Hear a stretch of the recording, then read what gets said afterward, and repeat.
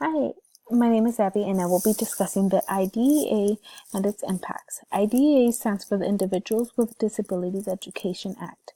It is a federal law that ensures special education services for children who have disabilities from the time they are born until they graduate from high school. When it first passed in 1975, it was called the Education for All Handicapped Children Act, or the EHA, but has since then gone through changes and has been updated every 5 years, eventually becoming the IDEA. Some of the changes and additions to this law includes adding protections for infants and toddlers and transition planning.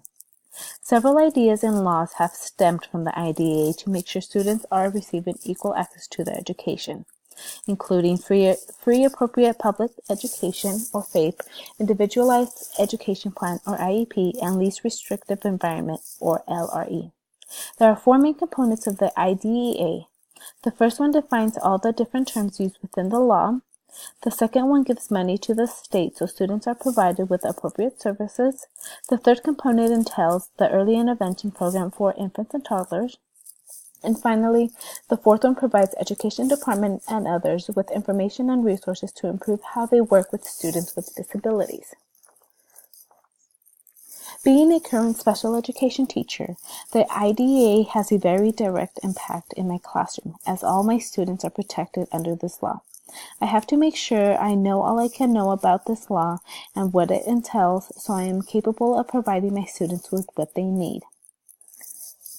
What I can do differently now is make sure all the school staff is aware of this law and its importance. Although some school staff may not always be in the classroom, they still need to be aware of our students' needs and the reason for them. I will continue to work as a team with our school staff and with my students' parents alike.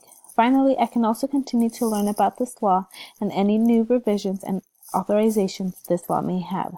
I want to make sure I do all that I can so my students are and feel successful. I know all of my students are capable of being successful, and I want to help them the best I can.